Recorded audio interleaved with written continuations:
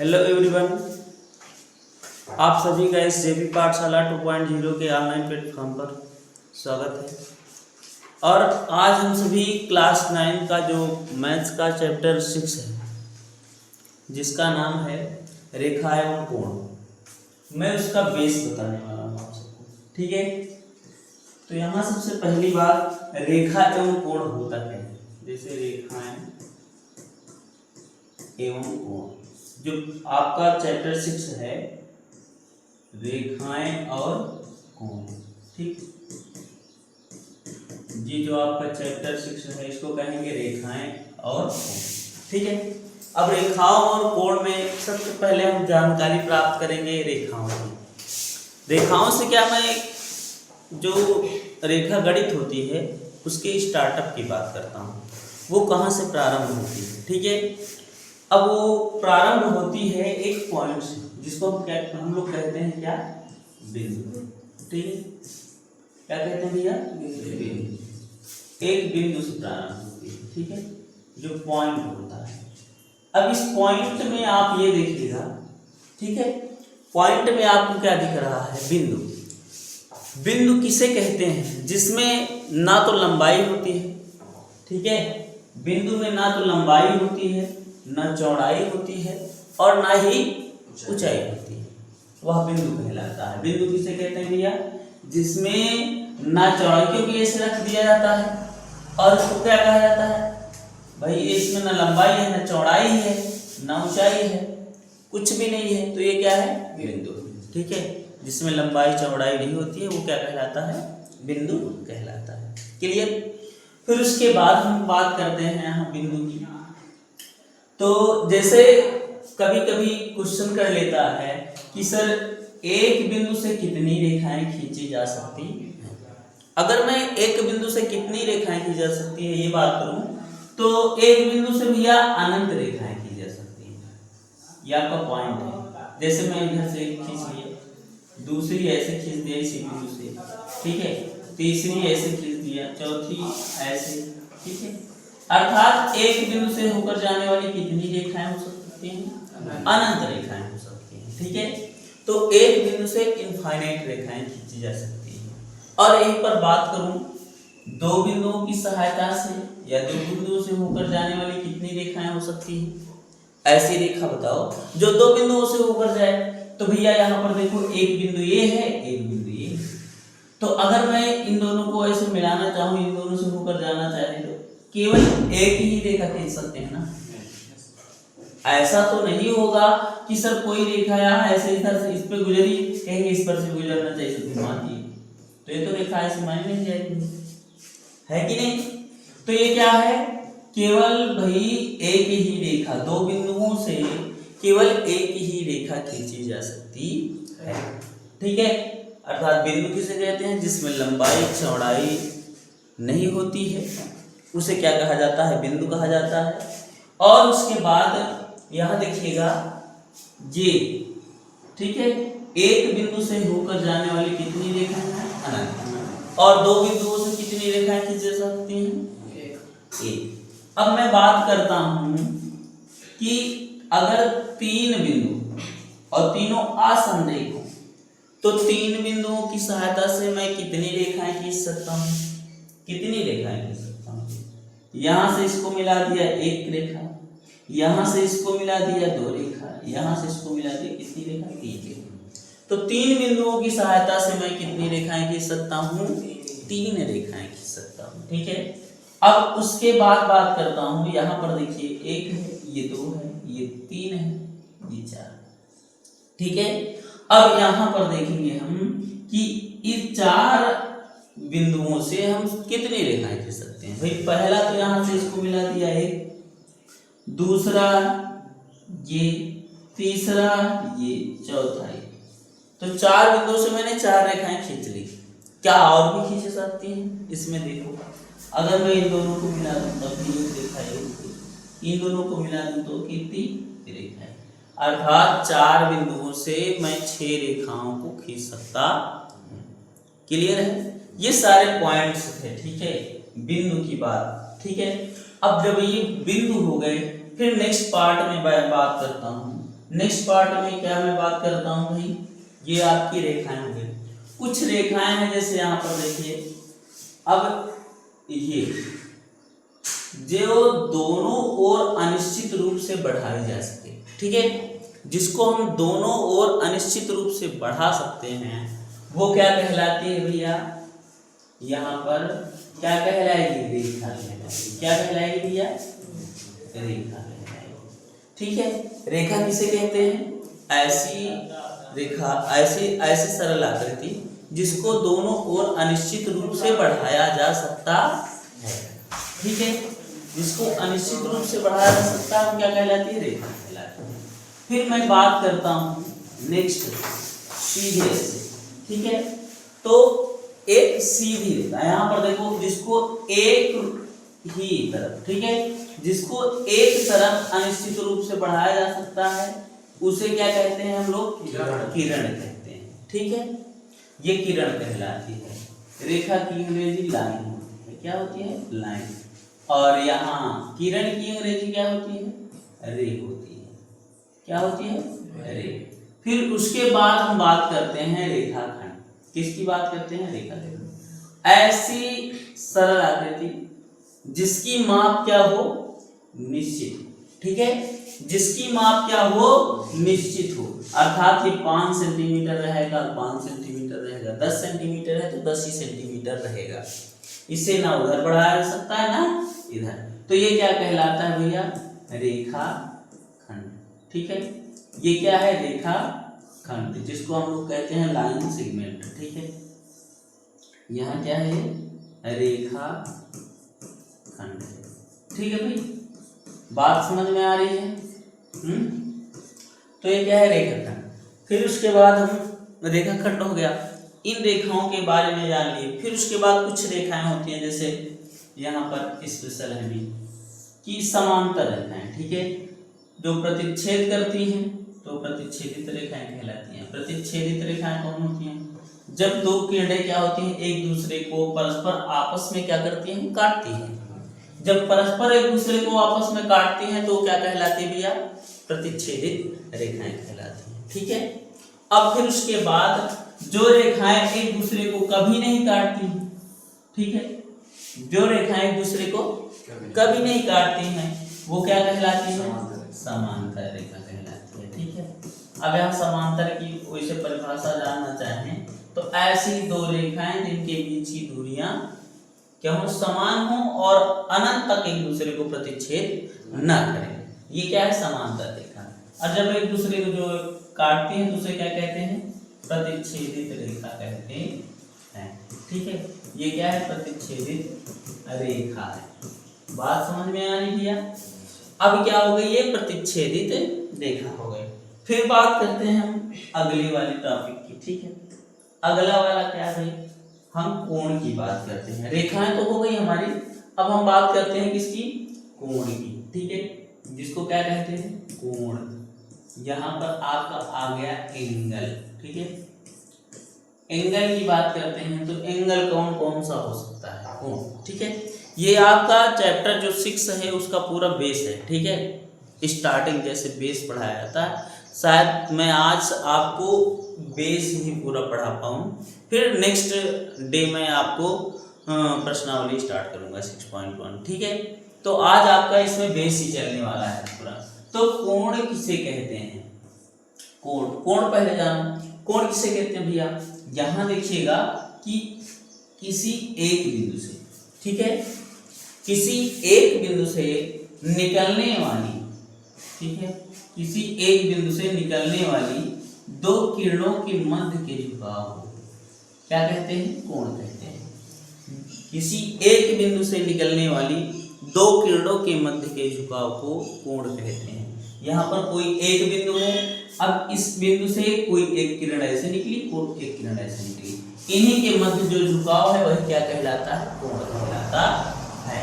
इस कोण को हम लोग थीटा से व्यक्त करते हैं। सर ये थीटा क्या है, किससे व्यक्त करते हैं, थीटा से। थीटा क्या है, थीटा जो होता है, जैसे हम लोग अपने अंग्रेजी की भाषा में ABCD पढ़ते हैं, A होता है, B होता है, C होता है, D होता है ना, ऐसे ही ना।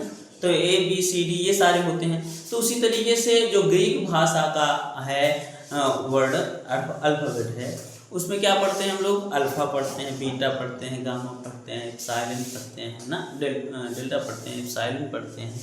ये सारे जब पढ़ते हैं तो क्या होता है भैया, उसमें जो 7वां अक्षर होता है वो थीटा आता है। ठीक है, तो हम कोण को व्यक्त करने के लिए उस ग्रीक भाषा के 7वें अक्षर का लेटर्स का प्रयोग करते हैं, जो कि यहाँ पर क्या है, थीटा है।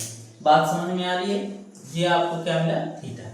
ठीक, फिर उसके बाद बात करता हूँ थीटा के बाद। ठीक है, ये कोण हो गया। कोण आपको पता हो गया होगा कि किसी एक बिंदु से निकलने वाले दो किरणों के मध्य के झुकाव को कोण कहते हैं। ठीक है, काफी पेन लिए रहिए और लिखते रहिए भैया आपसे। ठीक है, कुछ नहीं, ये इतनी परिभाषा है। अब यहाँ पर कोण हो गया, मैं कोण के प्रकार की बात करूंगा। किसके, कोण के प्रकार। ठीक है, जो कोण के प्रकार है। अब यहाँ टाइप्स ऑफ क्या है, एंगल।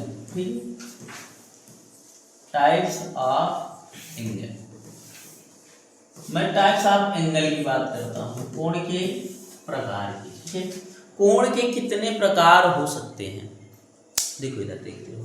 कोण की जो प्रकार हैं वो है क्या भाई, पहला जो है, देखो कोण तो मैं बात करूं कि कोण जो होते हैं ये निम्न प्रकार के कोण, मैं आपको 13, 14, 15 प्रकार के गिना सकता हूँ। ठीक है, लेकिन जब बात होती है कोण के प्रकार की या कोण के मुख्यतः कितने प्रकार होते हैं, तो मैं क्या करूँगा, कोण के मुख्यतः कितने प्रकार होते हैं भैया, हम मुख्यतः 5 प्रकार की बात करते हैं। ठीक है, जो कोण होते हैं मुख्यतः 5 प्रकार के होते हैं। कितना होता है भैया, यहाँ लिखिए मुख्यतः 5 प्रकार के।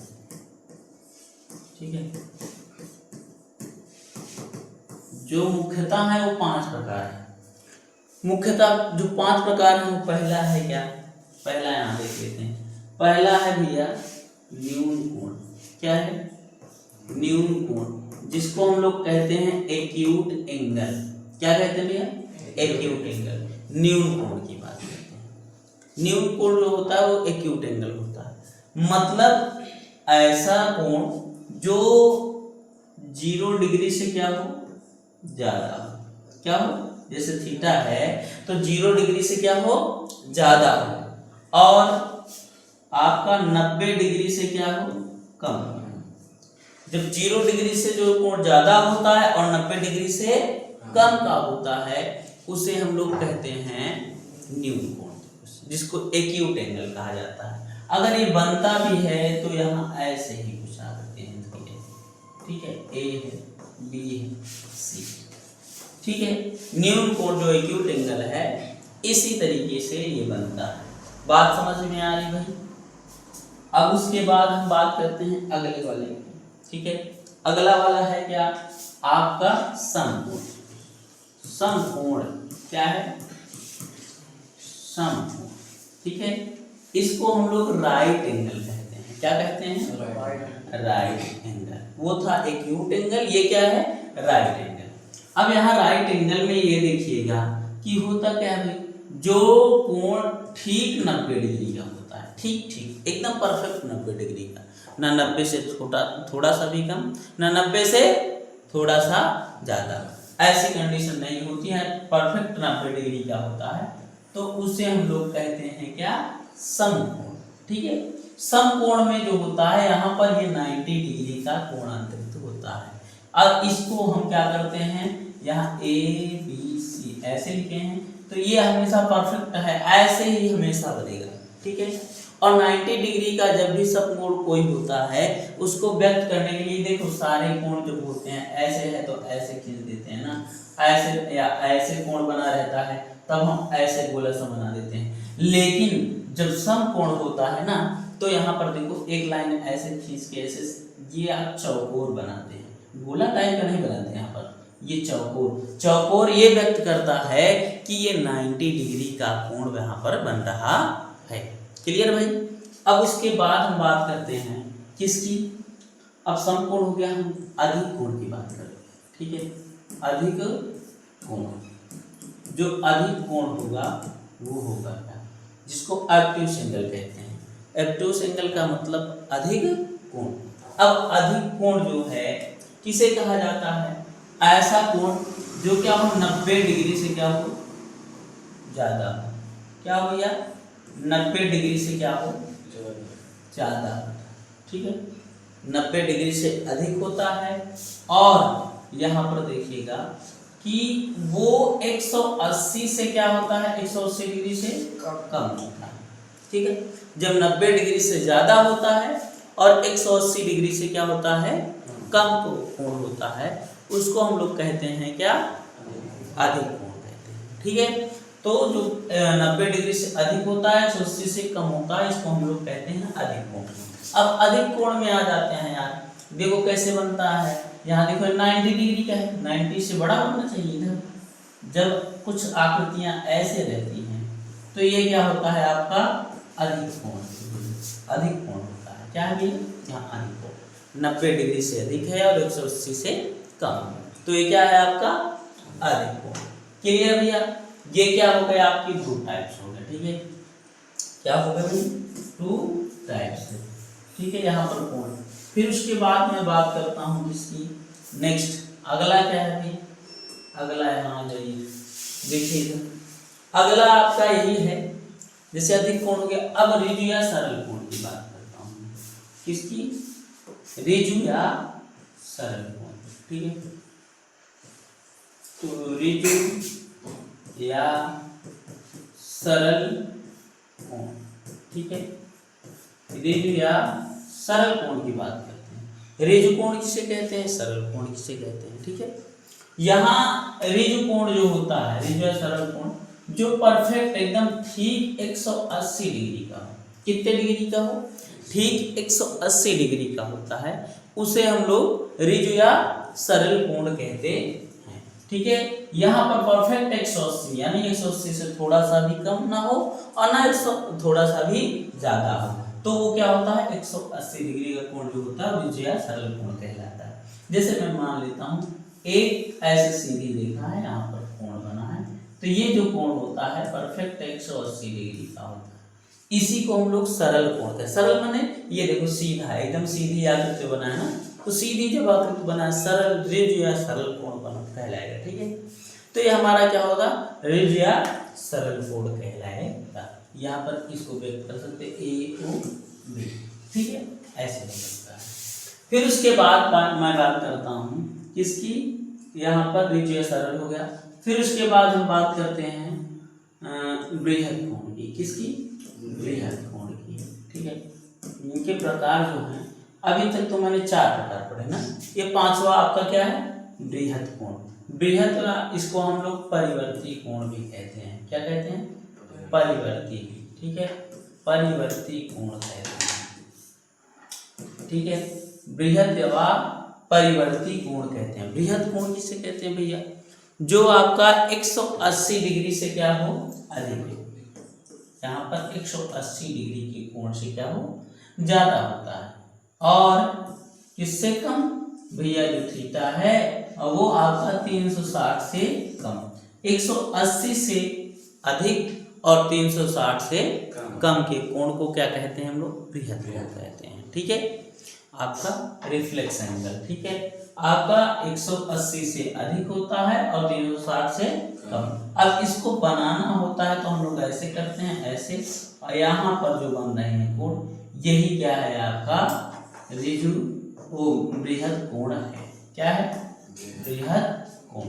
ठीक है, इस तरीके से ये सारे हमारे कोण के 5 मुख्यतः जो 5 प्रकार होते हैं वो हो गए। अब सर कह रहे थे आप मैं 14-15 गिना सकता हूँ, और भी कोण होते हैं उनके बारे में बात करता हूँ। तो जो और कोण होते हैं उनके बारे में मुझे जानना तो है ही, बस अभी कोण के प्रकार था। ठीक है, ये पता हो गया आपको। ठीक है, अब हम जानेंगे किसके? कोण के जो है और प्रकार की बात करता हूँ। ठीक है, और कौन कौन से इसके टाइप्स हो सकते हैं। जैसे मैं और टाइप्स की बात करता हूँ इसके, तो ये तो मुख्यतः 5 प्रकार के हो गए। इनकी बात करके आगे मैं बात करता हूँ। अगला जो है, अगला जैसे मैं बात करता हूँ कि यहाँ पर नेक्स्ट मैं एक देखो, यहाँ पर आपने पढ़ा क्या है? देखो पीछे यहाँ बृहद कोण पढ़ा आपने, बृहद कोण में 360 से कम का पढ़ा ना, लेकिन सर कहेंगे जो 360 डिग्री का होता है वो कौन सा कोण होता है कि नहीं? जो 360 डिग्री का होता है वो कौन सा कोण है? तो मैं यहाँ पर वो मुख्यतः उसके प्रकार नहीं आता, लेकिन यहाँ पर बात करते हैं उसको हम लोग कहते हैं पूर्ण कोण। क्या कहते हैं? पूर्ण कोण, परफेक्ट एंगल। ठीक है, जो पूर्ण कोण है वो क्या कहलाएगा? जैसे यहाँ पर आपका क्या हो गया भैया, एक कोई रेखा है, यहाँ पर बिंदु है, ये जो पूरा पूरा कोण बन रहा है, ठीक है, यहाँ पर ये 360 डिग्री का बन रहा है। कितना? 360 डिग्री का। इसी को हम लोग कहेंगे क्या? पूर्ण कोण। ये आपका पूर्ण कोण है। क्लियर है भाई? इसको हम लोग कहते हैं पूर्ण कोण। फिर उसके बाद बात करता हूँ, पूर्ण कोण के बाद बात करता हूँ किसकी? यहाँ पर देखिएगा शून्य कोण। ठीक है, क्योंकि मैंने शून्य न्यून कोण में क्या बताया था आपको? न्यून कोण में ये बताया था कि 0 से अधिक और 90 अंश से कम। 0 की बात तो उसमें हुई नहीं थी, क्योंकि 0 से अधिक की बात कर रहा है, तो 0 अंश वाला होगा वो क्या होगा सर? तो उसको हम लोग कहते हैं शून्य कोण। क्या कहते हैं भैया? शून्य कोण। शून्य कोण किसे कहते हैं? देखिए, जो क्या हो भैया 0 डिग्री का हो। जो 0 डिग्री कैसे बनता है? यहाँ पर एक रेखा को मैंने खींच दिया, यहाँ एक बिंदु है, तो इसी पर दोनों रेखाएं गुजर गई हैं। ठीक है, दोनों किरणें जो गुजर गई हैं इसे गुजर गई हैं, तो यहाँ पर जो बन रहा है कोण, ऐसे जो बनता है उसको क्या कहते हैं? शून्य कोण कहते हैं। बात समझ में आ रही भैया? इसमें डिफरेंट क्या है? इसमें यहाँ पर देखो ये इसकी सर्किल ऐसे बना दी गई है ताकि ये पता चले कि इसके चारों ओर वाला जो कोण है वो 360 डिग्री का है। और लेकिन यहाँ पर क्या है? इसके अंदर यानी दोनों रेखाएं के ऊपर एक से गुजर गई हैं, थोड़ा सा भी उनके बीच में गैप नहीं है, अर्थात थोड़ा सा भी कोण नहीं बना रही हैं, तो क्या हुआ? ये आपका शून्य कोण है। ठीक है, तो यहाँ पर आपको शून्य कोण मिल गया। फिर उसके बाद मैं बात करता हूँ ये अन्य कोण है। ठीक है, अन्य उनके प्रकारों में से अलग अन्य कोण की बात करते हैं। अन्य कोण, अब फिर उसके बाद मैं बात करता हूँ, एक आता है मोस्ट इम्पोर्टेंट भाई, वो हमेशा पूछा जाता है, जो इनको हमेशा पूछते रहते हैं लोग, कि जो होता है कोटि पूरक। ठीक है, क्या होता है? कोटि पूरक, या इसको पूरक भी बोलते हैं, पूरक अकेले बोल देते हैं, कोटि पूरक कहो या पूरक कहो। अगर इतना भी मैं बोल देता हूँ कोटि पूरक या पूरक, तो क्या हो जाएगा भैया? कोटि पूरक कोण या पूरक कोण। अगर इतना भी मैं बोल देता हूँ तो पता चल जाता है क्या है कि ये आपका कोटि पूरक या पूरक। इससे हम क्या जान गए कि ये कोटि पूरक कहो या पूरक, तो इनमें इनकी परिभाषा क्या होती है? ऐसे दो कोण। ठीक है, ऐसे दो कोण जिनका योग कितना हो? 90 डिग्री हो।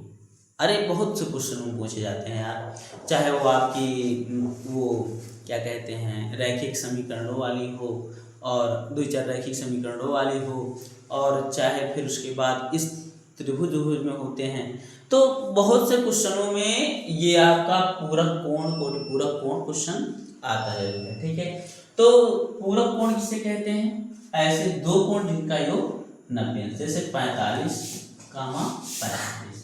ये क्या हो गया भैया? 45, 45। ये क्या हो गया? एक दूसरे के क्या भैया? पूरक है।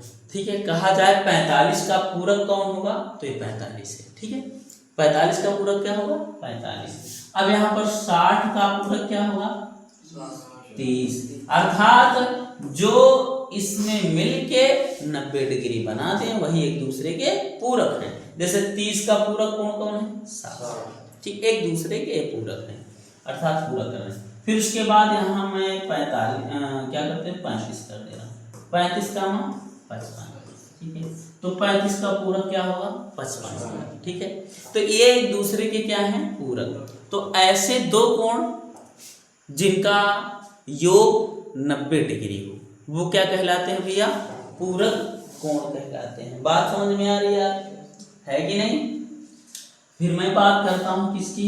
आगे कोण है। ठीक है, इसमें वो भी इसी तरीके से बहुत पूछा जाता है, बहुत प्रचलित है भाई। है कौन? जिसको हम लोग कहते हैं समपूरक कोण। क्या कहते हैं भाई? समपूरक कोण। अब यहाँ समपूरक कोण की बात करते हैं। समपूरक कोण कौन होता है? समपूरक कोण में आप ये देखिएगा कि ऐसे दो कोण, ठीक है, ऐसे दो कोण जिनका योग कितना हो 180 अंश, ऐसे दो कोण जिनका योग कितना हो भैया 180 अंश हो, वो क्या कहलाते हैं? समपूरक कोण कहलाते हैं। जैसे मैं बात करता हूँ कि यहाँ पर 180 अंश है, तो इसको क्या लिखेंगे भैया? एक को 90 का 90, अगर 90 एक दूसरे के क्या है? समपूरक है, ठीक है। अब मैं बात करता हूँ यहाँ पर आपका 95 का 50, ये एक दूसरे के क्या है? 110 का 70, ये भी क्या होगा? एक दूसरे के समपूरक। क्यों? क्योंकि इनका योगफल जो होगा वो कितना होगा? 180 डिग्री होगा, है कि नहीं भाई? तो जिनके योगफल क्या हो, दो को ऐसे दो कोण जिनका योगफल 180 डिग्री। कुछ बच्चे हैं कंफ्यूज हो जाते हैं, गलतियां कर देते हैं, कहते हैं सर ऐसे कोण जो 180 अंश के हों। तो भाई ऐसे कोण नहीं, ऐसे दो कोण, ठीक है, ऐसे दो कोण जिनका योग 180 अंश होता है वो समपूरक कोण कहलाते हैं। बात समझ में आ रही? ये आपकी क्या हो गई? समपूरक हो गए, ठीक है। तो ये चीजें मिल गई आपको, समपूरक भी समझ में आ गया होगा, ठीक है। फिर मैं बात करता हूँ, अगर दो रेखाएं ऐसे एक दूसरे को क्या करती हैं? प्रतिच्छेद करती हैं, काट देती हैं, ठीक है। अगर दो रेखाएं एक दूसरे को काट देती हैं तो वहां पर आपका देखिए शीर्षाभिमुख कोण का निर्माण होता है। क्या होता है? शीर्षाभिमुख कोण, ठीक है। जो शीर्षाभिमुख कोण होता है वो होता क्या है? जैसे अगर दो रेखाएं एक दूसरे को ऐसे काटी ना, तो इसके शीर्ष से जो विमुख है, ठीक है, एक और दो, ये क्या हो गए? एक दूसरे के शीर्षाभिमुख है।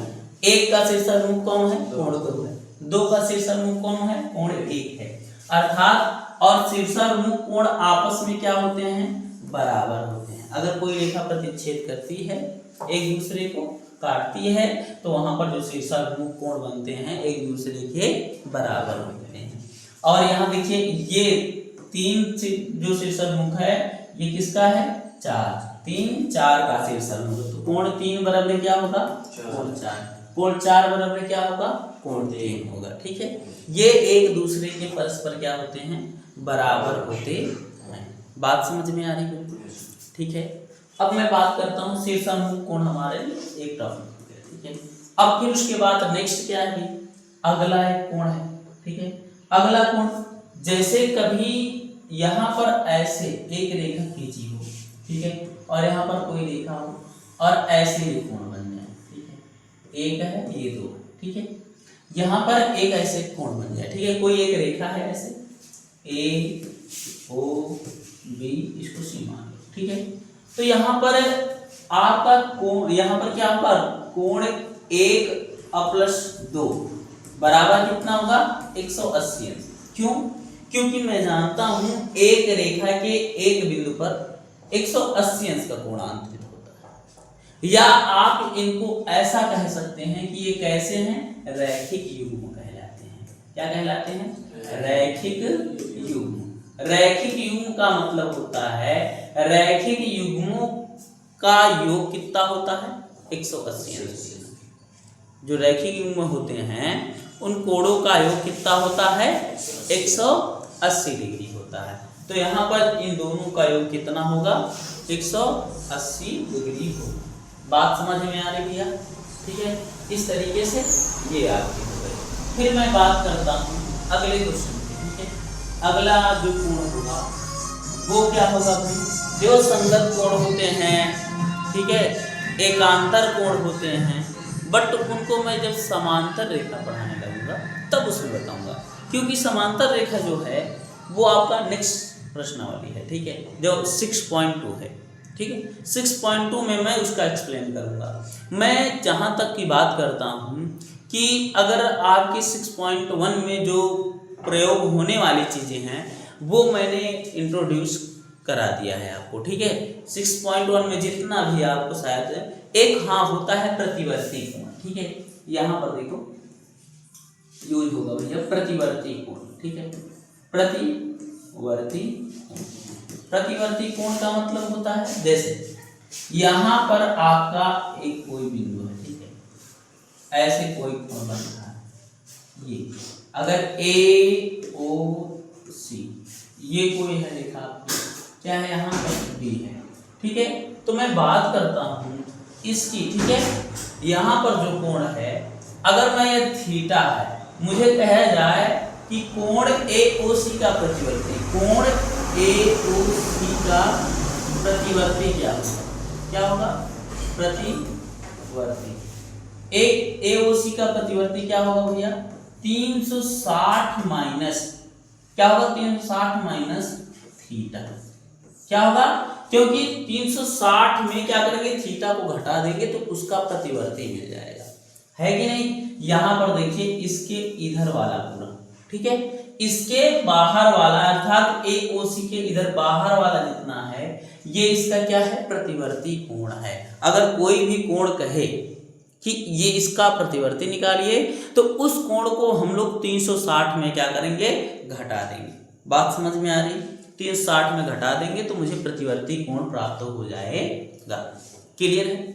आई होप कि ये आपका 6.1 जो इंट्रोडक्शन है ये बिल्कुल समझ में आया होगा, ठीक है। यदि आपको ये मेरा पढ़ाना पसंद आए तो इस चैनल को लाइक कीजिए, सब्सक्राइब कीजिए और अपने दोस्तों तक शेयर कीजिए, ताकि ये जो आपकी स्टडी है इसका लाभ आपके यार दोस्त मित्र भी ले पाएं, ठीक है। धन्यवाद।